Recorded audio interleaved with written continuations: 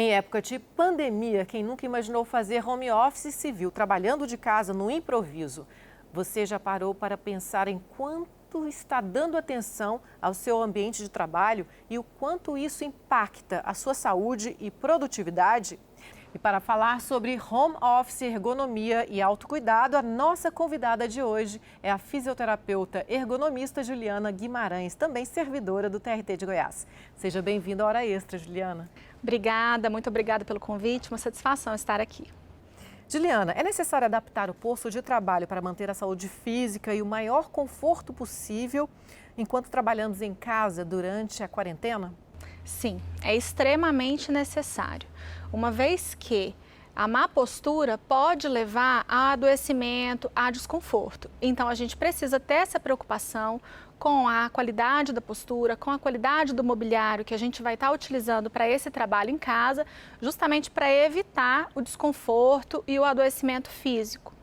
Muita gente pergunta se realmente é necessário adaptar todo o posto de trabalho, porque um dia, mais cedo ou mais tarde, voltaremos ao trabalho presencial, com todo o conforto e recurso, de que dispomos, estamos acostumados a ter.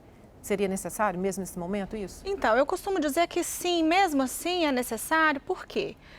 Mesmo que a gente retorne à condição normal, o nosso novo normal, de voltar para as nossas instalações, alguém em casa pode estar utilizando esse posto de trabalho, eu mesmo posso estar utilizando esse posto de trabalho para o lazer, para uma consulta na internet, o filho adolescente vai estar usando para estudar. Então, eu acho que vale muito a pena, nesse momento, investir num posto de trabalho adequado, porque ele pode sim ser usado futuramente. Juliana, a ergonomia é a relação das pessoas com o ambiente, não é isso? Nesse sentido, a falta de um ambiente adequado pode afetar o equilíbrio físico e também o mental? Sim, com certeza. Na verdade, a maioria das pessoas entende a ergonomia como sendo uma ergonomia física. Mas a ergonomia ela tem outras vertentes. A gente tem a ergonomia dos fatores psicossociais. Quando eu falo em ergonomia dos fatores psicossociais, eu me remeto ao adoecimento mental que pode ser causado pelo trabalho. Nesse momento, existe um aumento das demandas. Então, além de eu estar em trabalho em casa, eu estou, a maioria das pessoas, com os filhos estudando em casa e com o acúmulo das tarefas domésticas.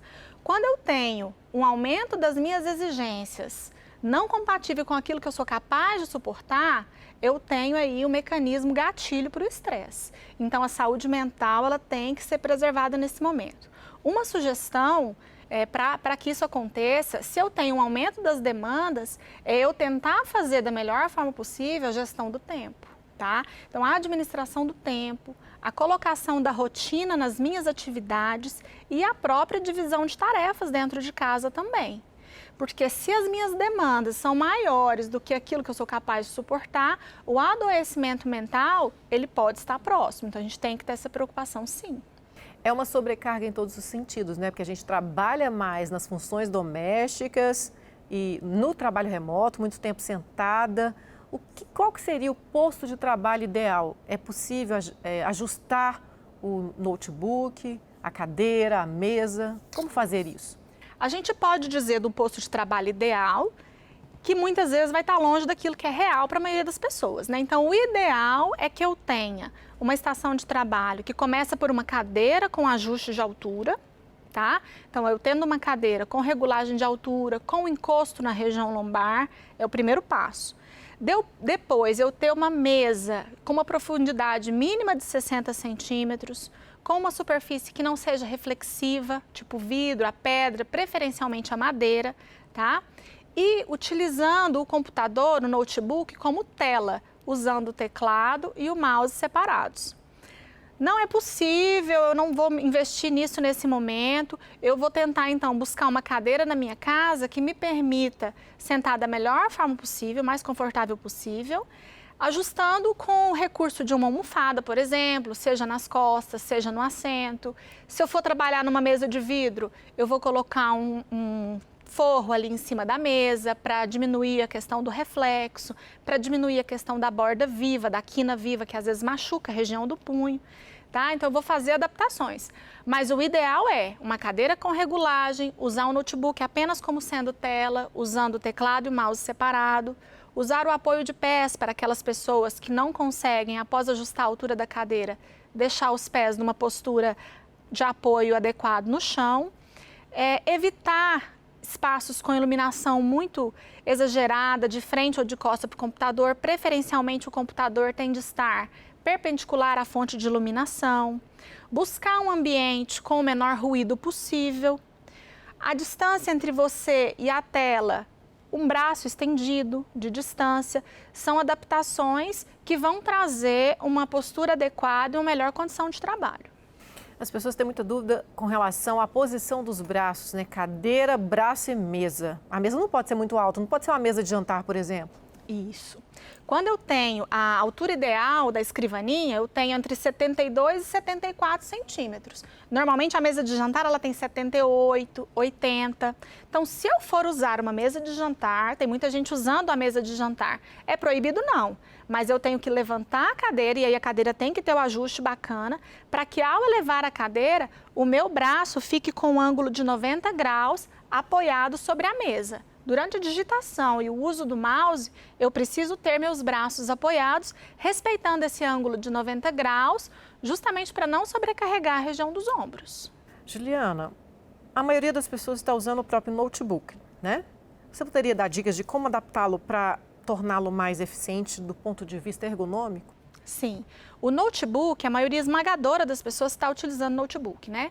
O que ele faz se eu utilizo o notebook sobre uma mesa sem nenhum tipo de suporte? Eu acabo trazendo os meus ombros muito para frente e o pescoço para frente também.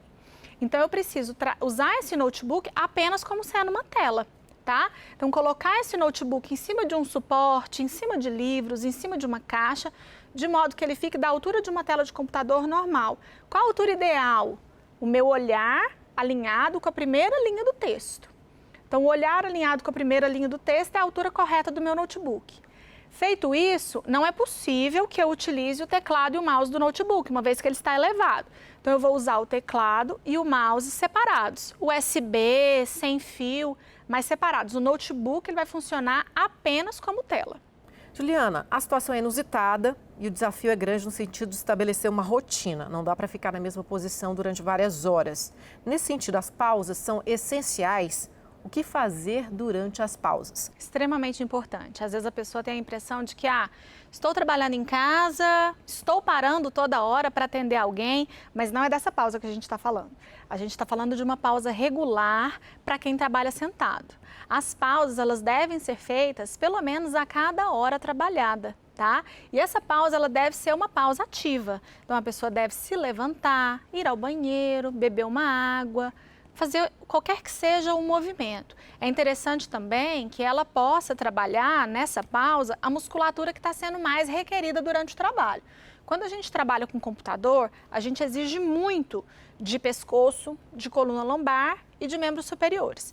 Então, se na pausa eu puder girar os ombros para trás, movimentar abrindo e fechando a mão, girando o punho, isso vai contribuir para o distensionamento, para a melhor oxigenação dessa musculatura que estava trabalhando numa postura que a gente chama de postura estática e que entra nessa postura, então, numa situação de fadiga. Às vezes, existe a recomendação da pausa a cada 2 horas. Isso também pode ser feito, porque muitas vezes a pessoa trabalha com um desenvolvimento intelectual, que se for fazer essa pausa a cada hora, corta o raciocínio.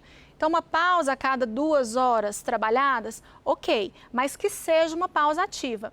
Eu costumo dizer para as pessoas que evitem, durante a pausa, de estar usando um outro equipamento eletrônico, que muitas vezes, durante a pausa, eu vou para o Instagram, eu vou para o WhatsApp, eu vou para o smartphone, e aí eu também não estou promovendo o descanso visual. A visão também está muito afetada, então a gente tem que promover o descanso visual também durante a pausa, afastando desse meio eletrônico. É importante também realizar alguns exercícios para o olho? Existem algumas recomendações de exercícios para os olhos que são interessantes, porque a gente sabe que essa visão está prejudicada com o uso constante, muito mais frequente agora, de equipamentos eletrônicos. O que a gente pode estar fazendo de uma forma muito simples? Se eu estiver trabalhando num ambiente com janela, eu vou até a janela, abro a janela, olho lá fora, olho, foco um ponto distante, um ponto mais próximo. Outro exercício para os olhos seria tapar os olhos e fechar, movimentando o globo ocular ali. Procurar focar um ponto distante, um ponto próximo, às vezes com o próprio dedo em riste, fazer os olhos acompanharem o dedo, isso tudo trabalha com a musculatura ocular e traz um distensionamento dessa musculatura também. Bom, trabalhando em casa, a pessoa cansa daquela estação de trabalho, que não é tão ergonômica assim, aí vai para a cama, vai para o sofá. Isso é possível também ou não é bom? Então, teve até um relato de um colega que perguntou, posso trabalhar deitado na rede, né? É complicado a gente falar que eu vou conseguir uma postura correta trabalhando sentado na cama, sentado no sofá ou até mesmo sentado na rede. A chance de dar errado é muito grande. Agora, Juliana, estou num quarto de hotel, não consigo, vou tentar me adaptar. Então, eu vou fazer isso com o uso do maior número de almofadas possível. Dá para fazer na cama, no sofá, mas sempre prestando atenção com os pés, com a flexão do quadril de 90 graus. Se for no sofá, com os pés apoiados, vou colocar um tanto de recurso aqui para eu ter a tela da altura correta. Mas o certo, o correto, evite. A chance de dar errado é muito grande, trabalhando desse jeito.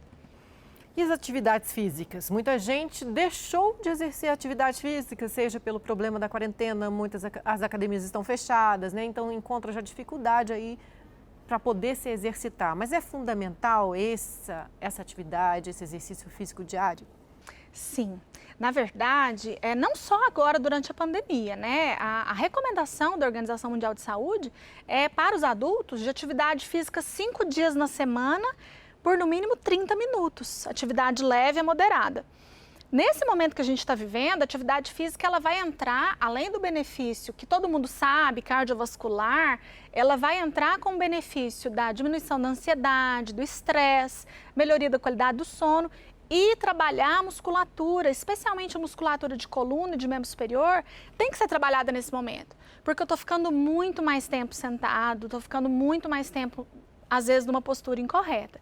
Então, a gente tem que procurar realizar uma atividade física, preferencialmente uma que traga fortalecimento muscular. E aí eu sugiro às pessoas que procuram um exercício funcional. Ele é um exercício que pode ser feito em qualquer lugar, sem equipamento algum.